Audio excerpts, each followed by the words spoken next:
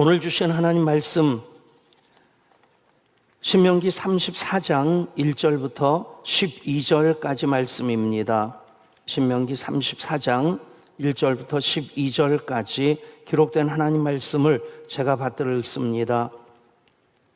모세가 모압 평지에서 느보산에 올라가 여리고 맞은편 비스가 산 꼭대기에 이르매 여호와께서 길르앗 온 땅을 단까지 보이시고 또 온 납달리와 에브라임과 므낫세의 땅과 서해까지 유다 온 땅과 네겝과 종려나무의 성읍 여리고 골짜기 평지를 소알까지 보이시고 여호와께서 그에게 이르시되 이는 내가 아브라함과 이삭과 야곱에게 맹세하여 그의 후손에게 주리라 한 땅이라.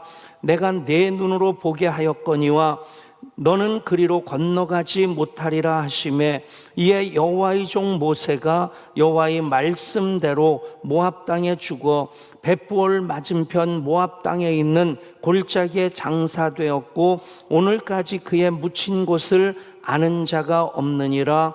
모세가 죽을 때 나이 120세였으나 그의 눈이 흐리지 아니하였고 기력이 쇠하지 아니하였더라.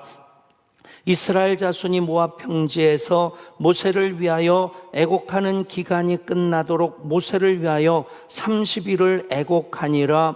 모세가 눈의 아들 여호수아에게 안수하였으므로 그에게 지혜의 영이 충만하니 이스라엘 자손이 여호와께서 모세에게 명령하신 대로 여호수아의 말에 순종하였더라.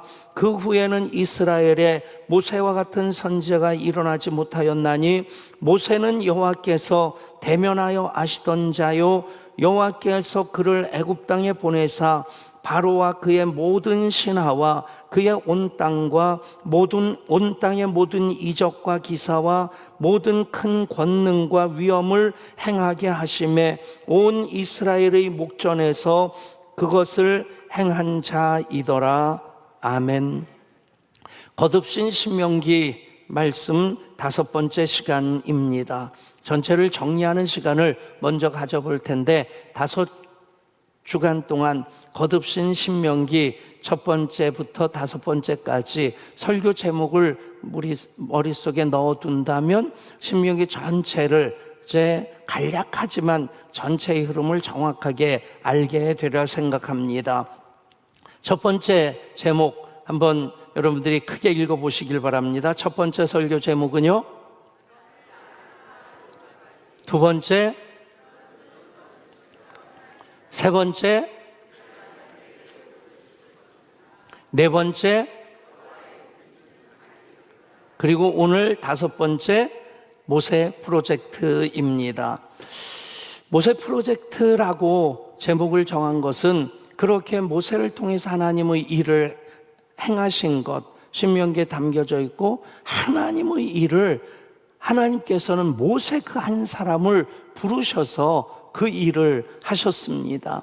그래서 모세를 닮아 살기를 원하는 그런 마음이 우리 속에 있어야 될 것이고 모세를 통해서 하나님 뜻이 그 땅 가운데 이루어진 것처럼 우리를 통해서 하나님의 뜻이 이 땅에 이루어지기를 소원하는 마음, 그것을 담아서 설교 제목을 모세 프로젝트 그렇게 정했습니다. 바라봄의 법칙이 있습니다. 바라보는 가운데 닮기 원하는 마음이 생겨지고 그리고 서로 닮아가게 된다는 것입니다. 큰 바위의 얼굴이라고 하는 나다나엘 호선의 그 단편 소설로도 유명하지만 실제 삶 속에서 그 소설은 소설 속의 이야기만이 아니라 우리 현실 속에서 자주 경험하는 것이 됩니다. 예를 들어서 예향교회 교인으로서 함께 예배하다 보면 예수님 닮아가고자 하는 마음 당연히 생겨져야 될 것이고 예향의 비전이 어느 순간 내 비전이 되어지는 것, 그것도 바라봄의 법칙이겠고 부부가 함께 살다 보면 닮았다는 얘기 많이 들을 겁니다. 사실 객관적으로 정은실하고 백성훈이 혈액형부터 시작해가지고 닮은 게 별로 없습니다. DNA 분석해보면 일치되는 부분이 몇 프로일까?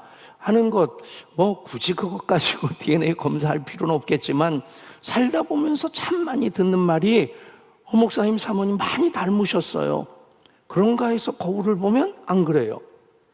그런데 또 닮았어요. 여러분, 부부가 서로 같이 살다 보면 사랑하는 것은 서로 마주 보다가 그리고 또 같은 방향을 보게 되는 것이다. 닮아갈수록 그 비전을 공유하게 되고 삶의 목표를 향해 손 붙잡고 같이 살아가는 것이 부부 아니겠습니까? 여러분, 당연히 우리가 예수 믿는 사람으로서 보좌에 앉으신 이와 어린 양께 성령 안에서 예배 드릴 때 삼위일체 하나님 바라보게 되고 삼위일체 하나님 그대로 우리가 닮을 수는 없을 겁니다. 영이신데 창조주이신데 우리가 어떻게 그대로 닮겠습니까만은 그러나 그 꿈을 우리가 담게 되고 그 인격 닮아가고자 하는 마음을 갖게 될 때 우리의 삶을 통해 모세 프로젝트, 모세 그 사람을 통해서 하나님께서 이루신 그 일들이 내가 모세를 닮아가고자 하는 그 가운데 나를 통해서도 이루어지게 될 것이다. 여러분, 그것이 바로 모세 프로젝트입니다.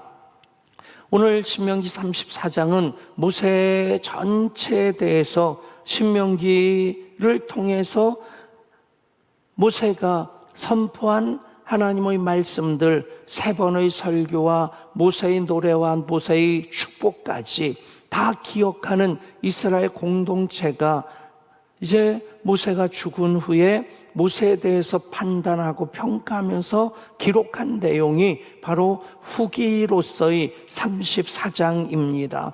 신명기 후기로서 34장을 기록한 그 후대의 사람들이 모세의 어떤 부분을 증거하고 있습니까?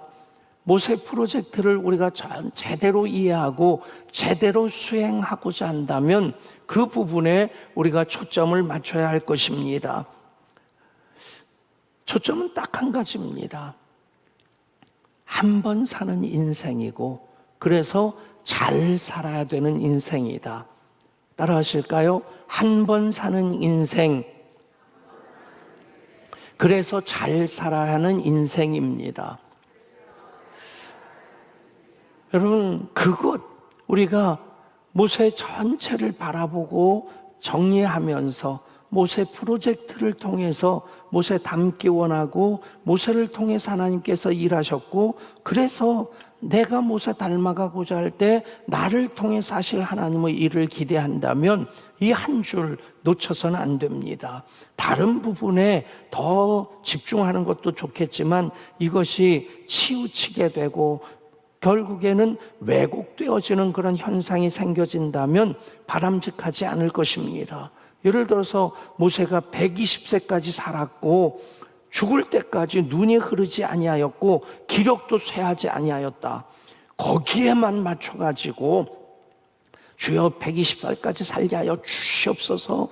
눈이 쇠하지도 않고 눈이 흐리지도 않고 기력이 쇠하지도 않게 하여 주시옵소서 그랬는데 병에 걸렸어요? 눈이 침침해요? 그러면 그 모세 프로젝트 망가진 겁니다. 여러분, 핵심이 무엇이냐면 모세는 한 번 사는 인생인데 잘 산 사람이란 얘기입니다. 그것이 우리가 맞춰야 될 초점이 되어지는 것입니다. 모세의 죽음과 모세에 대한 평가가 34장 신명기 후기로서 담겨져 있는데 먼저 모세의 죽음에 대한 기록이 1절부터 8절까지 나옵니다. 본문 1절 말씀 같이 읽습니다. 모세가 모압 평지에서 느보산에 올라가 여리고 맞은편 비스가 산 꼭대기에 이르매 여호와께서 길앗 온 땅을 단까지 보이시고 아멘. 사진도 보여드리고 싶었고 지도도 준비해서 여기가 여기입니다 알려드리고 싶은 마음이 있었는데 그랬으면 또 한쪽으로 좀 이렇게 치우칠 수 있겠다. 전체를 보는 것이 가장 중요하겠다 싶어서 준비하던 사진도 지도도 다 과감히 생략을 했습니다.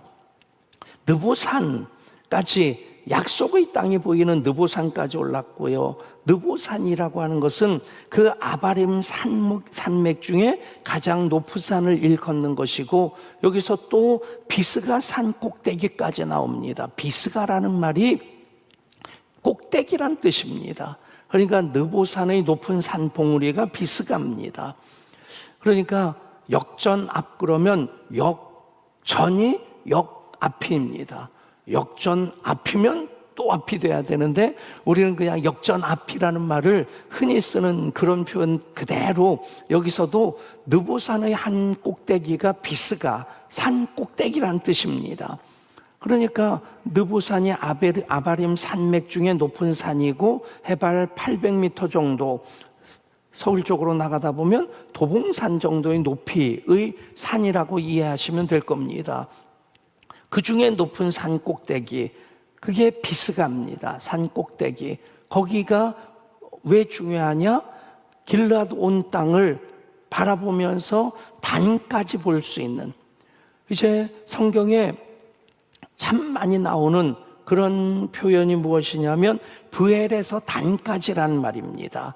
브엘 쉐바라는 그 지명으로도 유명한데, 브엘 그러면 유대 산지 가장 남쪽입니다. 그 아래는 시나이 반도가 시작되고 사막이 시작되고, 유대 땅 가장 남쪽을 브엘이라고 일컫고 가장 북쪽을 단이라고 일컫습니다.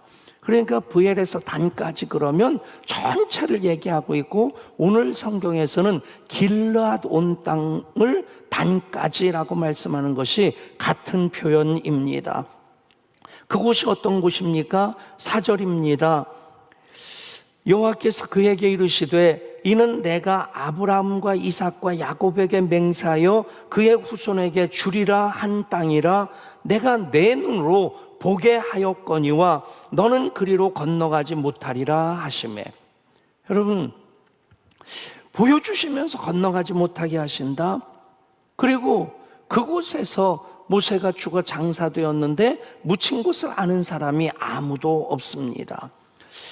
가장 유력한 신학적인 해석은 하나님께서 모세의 신격화, 우상화를 막으셨다는 것입니다. 여전히 이슬람이나 유대교에서는 무덤도 없는 모세를 신격화합니다. 그런데 하나님 그것을 원하지 않으신다는 것입니다. 그 누구도 하나님을 대신해서 예배받을 사람은 없습니다. 그런 것들을 우리는 우상이라고 하고, 기독교 신앙으로 시작되었는데 그 한 교회 목사가 아니면 창립자가 너무 그렇게 지나치게 추대받아서 목사님 한다든지 장로님 한다든가, 여러분 굉장히 그게 위험한 일이 되는 것입니다. 하나님 그거 기뻐하지 않으시고 하나님 그것을 막으십니다. 그래서 가장 유력한 신학적인 해석은 모세의 우상화 신격화를 하나님 막으셨다는 것입니다. 40년 동안 포로된 이스라엘을 종되었던 애굽에서 출애굽시킨, 그래서 이제 이 산까지, 느보산까지 왔다는 것은 바로 요단강만 건너가면 그 약속의 땅 건너가게 된다는 것입니다. 거기까지 모세가 이끌고 들어갔다. 그래서 모세의 무덤이 생겨졌다. 그러면 모세의 자리가 하나님을 대신할 수 있는 그런 위험성이 있다는 얘기입니다. 여러분, 인간적으로 모세도 아쉬워했습니다. 모세도 들어가고 싶어 했습니다. 이 사건을 바라보는 우리도 똑같은 아쉬운 마음이 없지 않아 있습니다. 기왕이면 거기까지 들어가게 해주시지, 보게는 해주시고 건너가지 못하게 하실 이유는 뭔가? 여러분, 이것 넘어서면 안 됩니다. 여러분, 정말이지 그 선을 넘는 순간 우리는 하나님 뜻을 거스르는 게 되고 하나님과 관계가 송두리째 다 무너지게 됩니다. 아무리 열심히 냈다 할지라도 그 선을 넘어가는 순간 아무리 겸손하게 섬겼다 할지라도 그 선을 넘어가는 순간 2단이 되고 3단이 됩니다. 이런 얘기가 있습니다. 김 집사님이 하나님 부르심을 받아 이제 천국에 갔습니다. 보좌에 앉아 계시던 주님께서 보좌에서 벌떡 일어나시더니 김 집사를 꼭 안아주시면서 수고했다, 잘 왔다. 여러분, 그렇게 주님께서 나를 안아주신다는 상상만 하더라도 얼마나 감격스럽겠습니까? 그 순간 김 집사가 너무 감사하고 감격스러운 겁니다. 아, 정말 예수 믿기를 너무 잘했구나. 그런데 예수님이 김 집사를 안아주시는데, 등을 두닥두닥 두드려 주시는데 느낌이라는 게 있지 않습니까? 뭔가 예수님께서 나에게만 집중하지 아니하시고 누군가를 기다리시면서 천국 문 입구를 흘끗흘끗 바라보시는데, 누군가가 들어오는 그 순간 안았던 발을 탁 푸시고는 달려가시더라는 겁니다. 그리고는 그를 끌어안으시고 펄쩍펄쩍 뛰시면서 너무 좋아하시더라는 거예요. 천국에서 서운한 건 어쩔 수 없나 봐요. 김 집사가 그 순간 서운했던 겁니다. 도대체 저 인간이 누구길래 하고 이러고 쳐다보니까 동네 옆 교회 장로님이더라는 거예요. 거기 서운한 마음에 김 집사가 예수님께 한 말씀 드렸습니다. 목사님, 제가 지상에서도 집사라고 장로님들한테 얼마나 눈칫밥 먹었는데 천국에서도 집사 장로 차별 대우하십니까? 그때 예수님이 그러시더라는 겁니다. 김 집사, 이해해. 집사들은 참 많이 오는데 장로는 하도 오랜만에 와가지고 내가 너무 반가워서 그랬어. 그렇게 대화를 나누는 중에 저기 천국문에 누군가가 또 들어오더라는 거예요. 그러니까 예수님이 앉아서 대화를 나누시다 갑자기 보좌에 딱 앉으시더라는 겁니다. 그리고는 뚜벅뚜벅 걸어오는 그 사람을 맞아주는데 누군가 보니까 동대교회 목사님이더라는 거예요. 자리에 앉으셔가지고 그 목사님을 향해 손을 내밀고 김 목사 잘 왔어, 수고했어, 그러시더라는 거예요. 또 궁금해져가지고 예수님 왜 일어나서 안아주세요? 그러니까 예수님이 귓속말로 이 친구가 내 자리에 앉을까 봐 그래. 여러분, 목사 입장에서는 블랙 코미디입니다. 블랙 유머입니다. 그런데 새겨들어야 될 말입니다. 목사라고 그 자리에 대신 앉으면 2단이 되고 3단이 되고, 모세도 그 자리에 대신 앉아야 될 사람 아닙니다. 오직 영광을 받으시는 이는 하나님이십니다. 아멘. 우리의 예배도 그래야 되고, 저도 예양교회 목사로서 너무 감사하고 감격스러운데, 너무 행복한데, 그 모든 것은 그냥 여호와의 종으로서 쓰임받고 있는 것입니다. 여러분, 모세 프로젝트의 핵심은 모세가 아니라 하나님이십니다. 모세가 그랬던 것처럼. 그래서 다시 말씀드리지만 7절 말씀에서 모세가 죽을 때 나이 120세였으나 그의 눈이 흐리지 아니하였고 기력이 쇠하지 아니하였더라. 갑자기 아멘을 못하겠죠. 여러분, 세상 사람들 흔히 하는 말이 9988234 다 아시죠? 99세까지 팔팔하게 살다가 234 이틀 앓고 사흘째 죽는 것, 그게 234랍니다. 9988 이틀 앓고 사흘 만에 죽는 것. 여러분, 그게 9988 234인데 그렇지 않으면 다 복이 없는 사람입니까? 예수 믿는 것이 9988 234를 위해 기도해야 되는 것이, 그것만을 이루고자 하는 그 소원으로 사는 것이 예수 믿는 것입니까?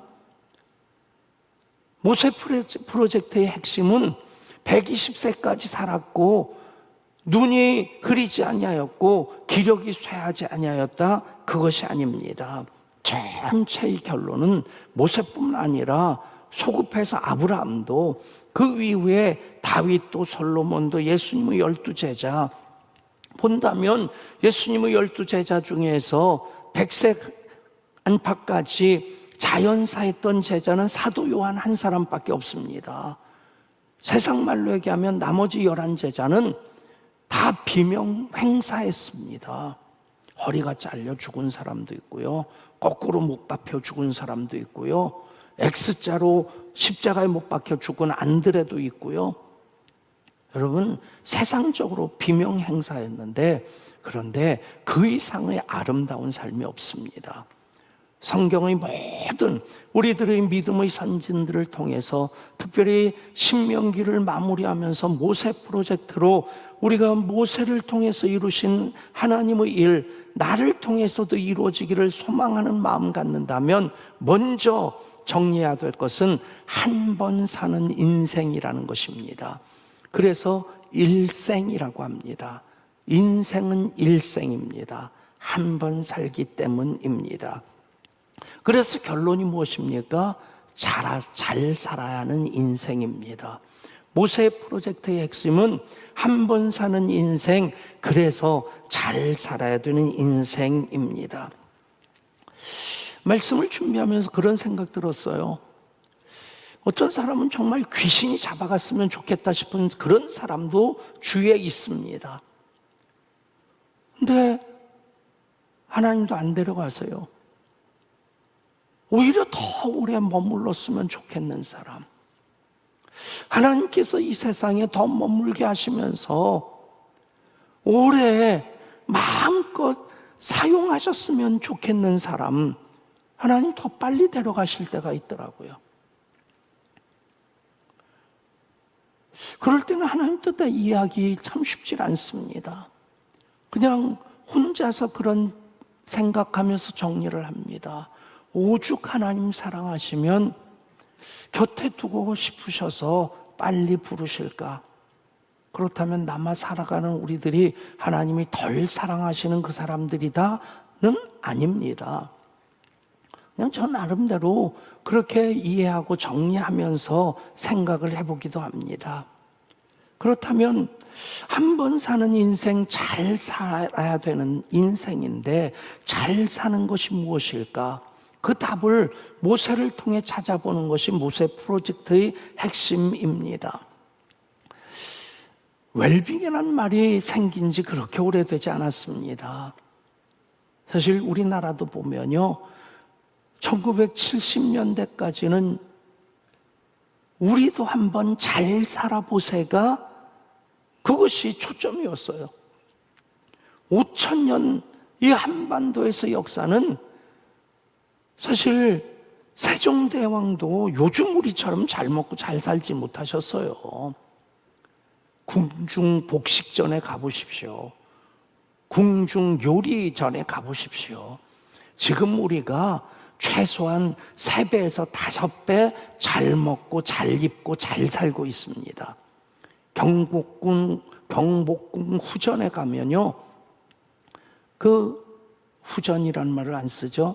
저전 그 뒤뜰에 가면 후궁들이 살았던 곳이 있습니다. 어떻게 이런 데 사람이 살 수 있었어? 라는 생각을 하게 만듭니다. 좁아 터졌고요. 여러분, 새벽종이 울렸네, 새아침이 밝았네, 그러면서 우리도 한번 잘 살아보세. 잘 살기 시작한 것이 불과 한 40년 남짓밖에 안 됐습니다. 그 보여지는 시점이 언제였을까, 변화의 시점이 언제였을까 생각해 보면 88 서울 올림픽이었던 것 같아요. 그때부터 뭔가 변화가 시작되었어요. 그때부터 생겨진 말이 웰빙이란 말이었습니다. 잘 먹고 잘 사는 것.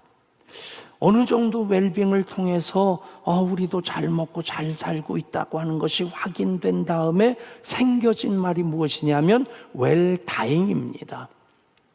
잘 먹고 잘 살다 보니까 성인병들이 막 생겨지고 그럴 때 웰다잉에 대한 질문도 생겨지기 시작하고, 그리고 나서 웰빙 웰빙과 웰다잉의 그 사이가 웰에이징으로 채워지게 됐습니다.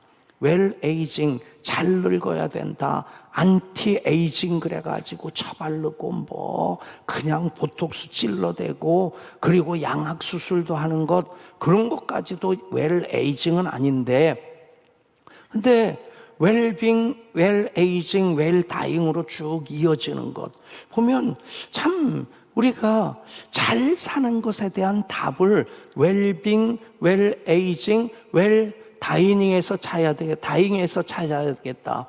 그런데 사전적인 원래의 의미는 굉장히 세속적인 그런 뜻입니다.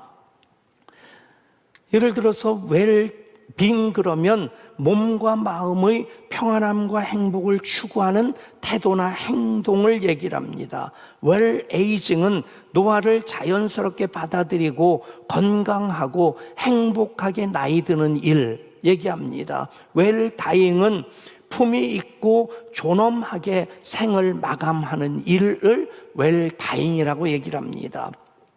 여러분, 이것 또한 그냥 사전적인 정의로서 세상에서 정의한 것에 초점을 맞추면 자칫 이기적일 수 있겠다 싶습니다. 모세에게 초점을 맞추면 모세는 잘 살았고요, 잘 늙었고요, 잘 죽었습니다. 잘 살고 잘 늙고 잘 죽는 것, 그것을 오늘 말씀에 보면 모세는 여호와의 종이었고 모세는 여호와의 말씀대로 죽었습니다. 여호와의 종으로 여호와의 말씀대로 사는 것이 잘 사는 것입니다. 잘 사는 것, 부자로 높은 사람으로 사는 것이 아닙니다. 어제 장가간 둘째 아들이 어렸을 때 저도 강남에 한 6년 정도 살았습니다. 두 교회 부목사로 섬기면서 이제 이쪽은 13평짜리 연탄을 쓰는 그 사택이었고 이쪽은 23평인가 4평짜리 이제 개포동 주공 아파트였습니다. 그때 둘째 아들이 친구 집에 놀러 갔다 오더니 대뜸 그러더라고요. 아빠, 걔네 집 엄청 잘 살아요.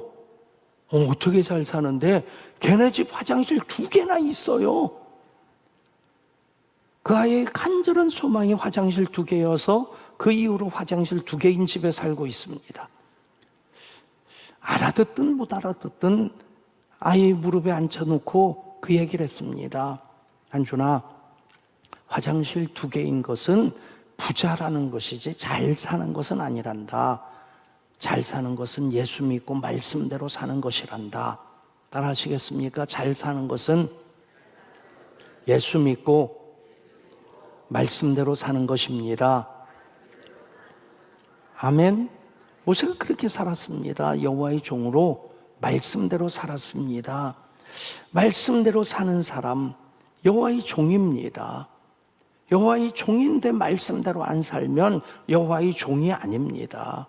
예수 믿는 사람인데 말씀대로 살지 않으면 예수 믿는 사람 아닙니다.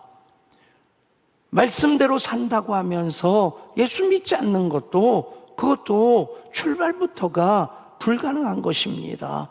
여호와의 종은 여호와의 말씀대로 사는 사람입니다. 그렇게 모세는 여호와의 말씀을 듣고 말씀을 따라 말씀에 순종하며 말씀을 이루며 평생도록 살았기에 여호와의 말씀대로 죽었다.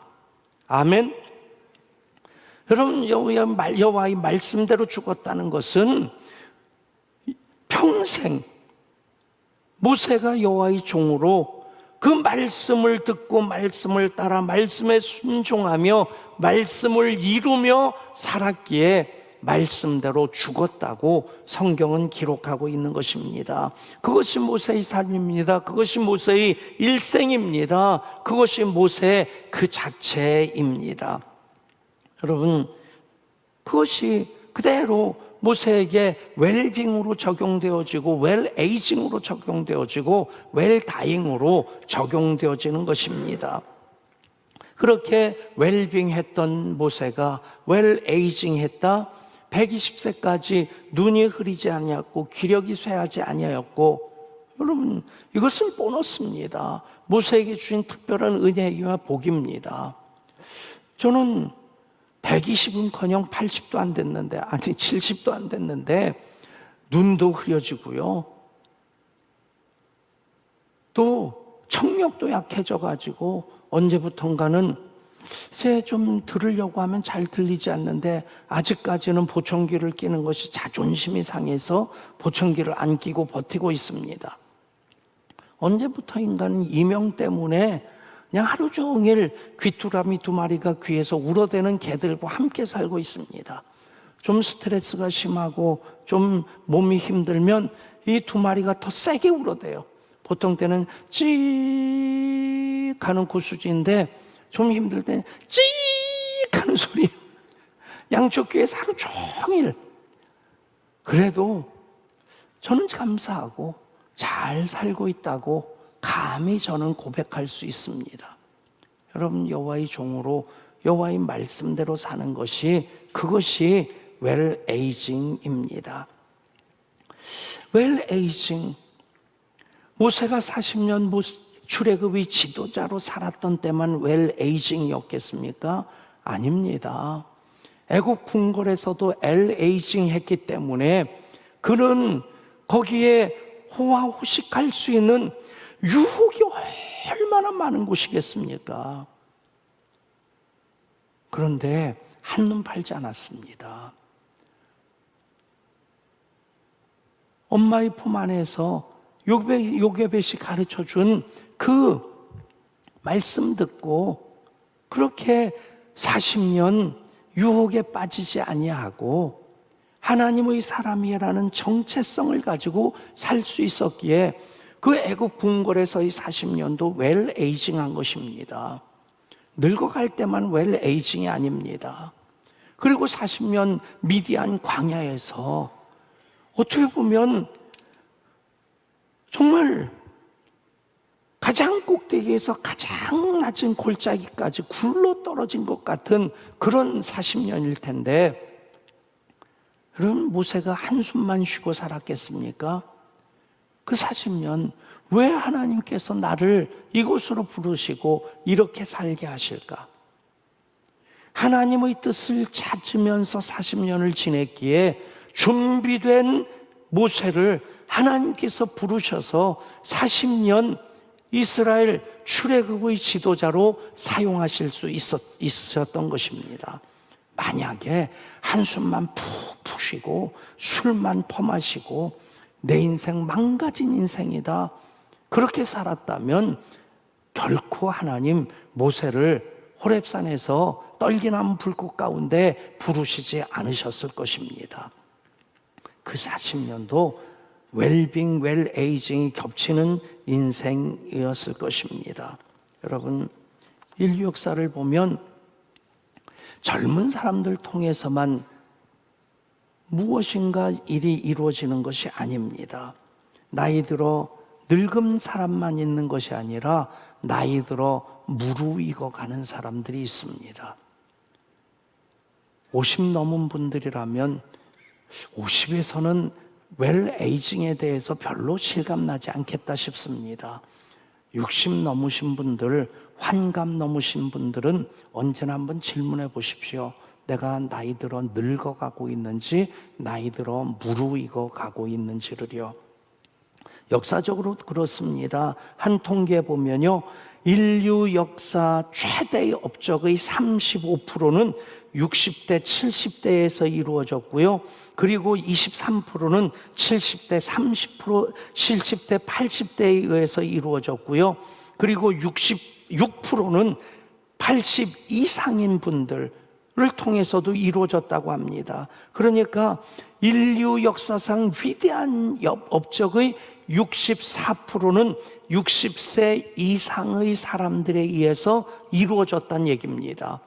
환갑 지난 사람들에 의해서 인류 역사의 위대한 일의 64%가 이루어졌다. 그 예로서 괴테가 파우스트를 완성한 때가 80대 노인이었고요.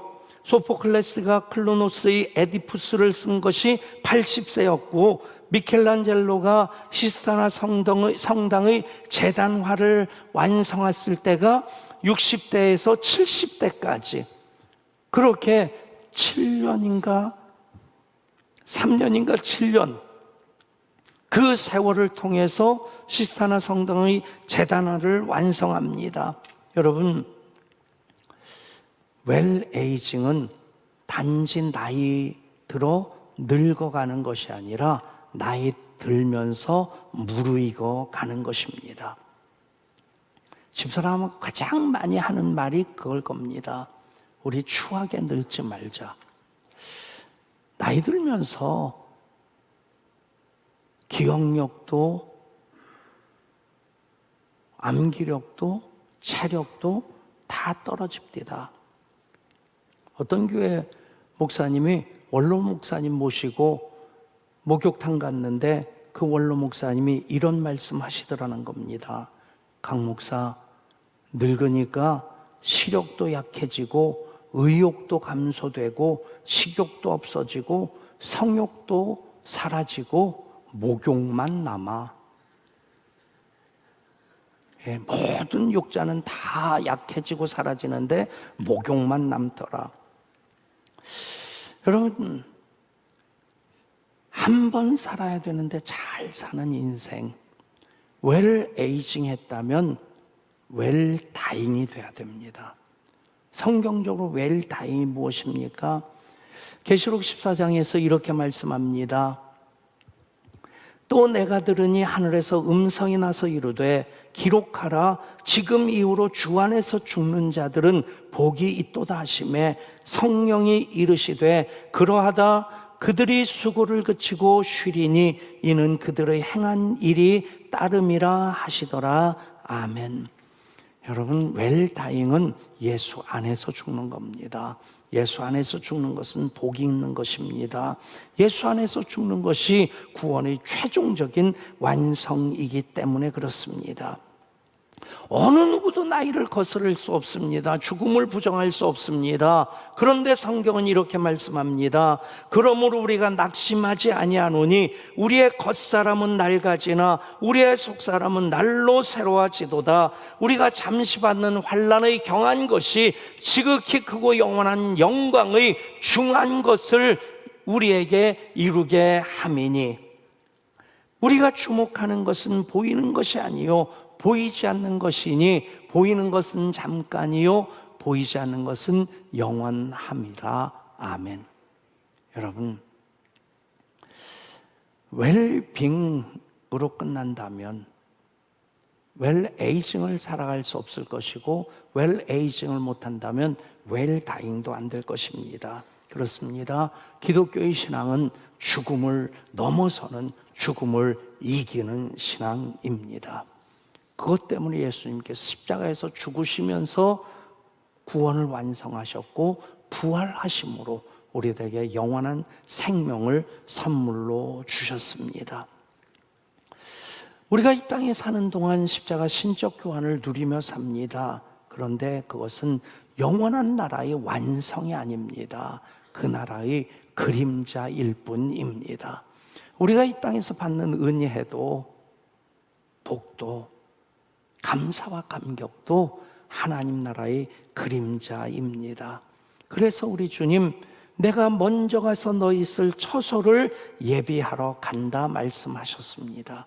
그리고 주 안에서 죽는 자가 복되다 하시고 그 나라에 이르게 될 때에 부활하신 주님 보좌의 우편에서 우리를 맞아주시고 우리를 안아주실 것입니다.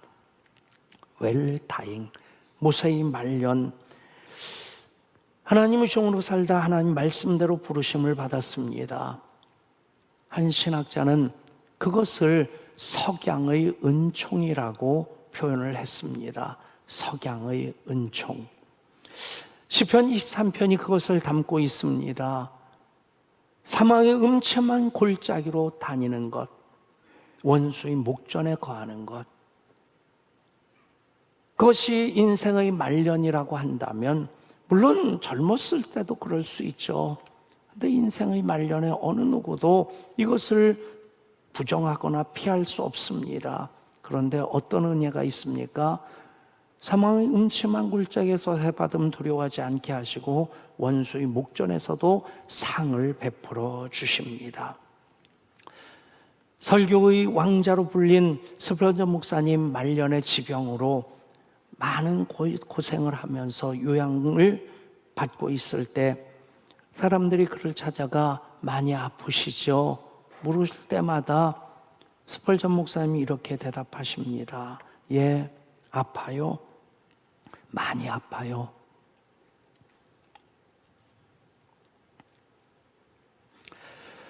그러나 나를 아프게 하는 이 고통보다도 주님은 나와 더 가까이 계십니다. 이 스펄전 목사님의 고백이 그대로 우리 예언가족들이 하나님의 부르심 앞에서의 고백으로 확인되고 이어지고 있습니다. 저는 그 석양의 은총이 천성을 향해 나아가는 모든 이들의 모습 속에 나타나는 것을 가슴 뭉클한 감동으로, 가슴 먹먹한 눈물을 삼키며 미소 짓게 하는 그 모습이기에 또 한 번 예한교회 담임 목사인 것에 대해 감사하게 됩니다. 모세를 통해 이루신 일이 하나님의 일입니다. 그래서 영광 받으실 이는 하나님이십니다. 모세 프로젝트의 핵심은 한 번 사는 인생, 그래서 잘 살아야 되는 인생입니다. 그것은 여호와의 종으로 여호와의 말씀대로 사는 것입니다. 그렇게 살아 모세 프로젝트를 이루어 가시는 모든 예언가족 되시기를, 산자와 죽은 자의 그리스도 되시는 우리 주님 예수 그리스도의 이름으로 축복합니다.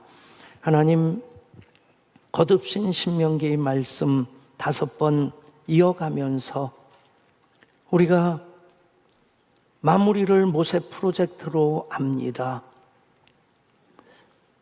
모세 닮아가기 원하고 모세를 통해 이루신 하나님의 일이 우리 통해 또한 이루어지기를 소망합니다. 하나님, 그 모든 것, 한 번 사는 인생, 그래서 잘 살아야 하는 인생입니다. 그것이 여호와의 종으로 여호와의 말씀대로 사는 것입니다. 또 한 번 결단합니다. 성령님 인치시고 기름 부어 주옵소서. 우리 주 예수 그리스도 이름으로 기도드리옵나이다. 아멘.